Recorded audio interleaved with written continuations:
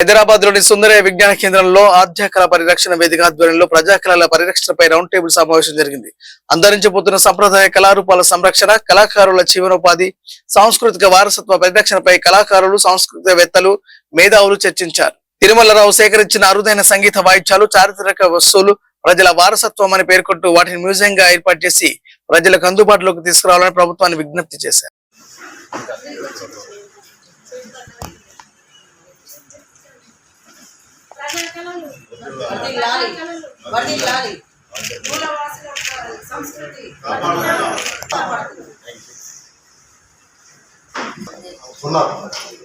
ముఖ్యంగా నిత్యానందరావు వయసు కూడా మేము ఇవ్వమనైతే ఆయన ఆంధ్రజ్యోతిలో వచ్చిన పేపర్ కానీ బౌద్ధ మంత్రాలు కానీ ఆ సంగీత పద్ధతులు పరికరాలు ఆ ఆదివాసులకు ఎట్లా వచ్చి లేకుంటే కింది వర్గాల్లో ఎట్లా మూలాలు కాపాడుతున్నారు, మన బిక్కులు ఎట్లయితుందో, బక్కమ్మ ఎట్లయితుందో, బిక్కు ఎట్లయితుంది, ఇవన్నీ ఎట్లా ఉన్న వాటినే సంగీతంలో కూడా ఒక ప్రత్యామ్నాయ పరస్పర సంఘర్షణలో ఒక వాయిద్యం అనేక రకాలు అవుతుంది.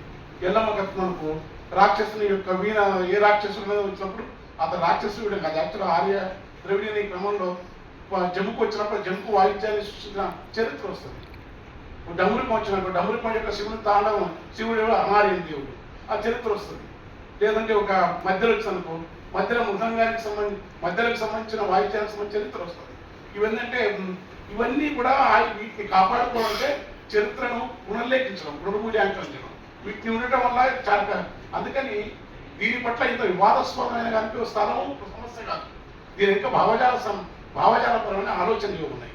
లేకుంటే ఇంత చిన్న అది చాలా చిన్న సమస్య. వ్యక్తిగతంగా నిత్యానందరూ మనకు బాగా పరిచయం, కానీ ఆయన లెక్క చూసిన మృదంగ డమురుకం ఉంటే శుభం అని ఉంటుంది. ఇంత వాస్తు శాస్త్రం ప్రకారం డమురుకం ఇంట్లో ఉంటే అది చాలా శుభం. జముకు ఉంటే దయ్యాలు భూతాలు అవుతుంది శుభం అని.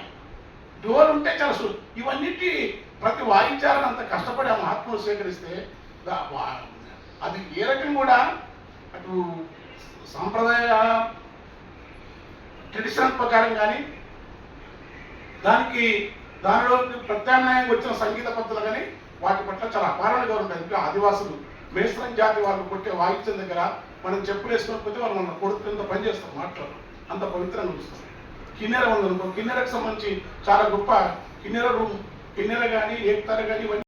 సో ఇన్స్ట్రుమెంట్స్ నేర్చుకున్నారంటే సేకరించిన ఒక్కొక్క దాని మీద ఒక గంట ప్రోగ్రామ్ ఇచ్చేంత ఉంటుంది. అంత ఇన్స్ట్రుమెంట్స్ ఉన్నాయి.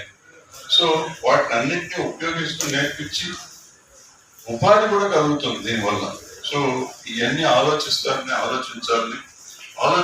మనమంతా ఏం చేయాలా అంటే ఊరికి ఎట్లా రౌండ్ టేబుల్ పెట్టాం మాట్లాడాం, వెళ్ళిపోయాం, మర్చిపోయాం కాకుండా దీన్ని ముందుకు తీసుకెళ్ళి ఎట్టి పరిస్థితుల్లోనూ ఆ యూనివర్సిటీ మనకి ఇచ్చారు కాబట్టి అక్కడ పెట్టుకునే ఏర్పాటు చేయాల్సిందిగా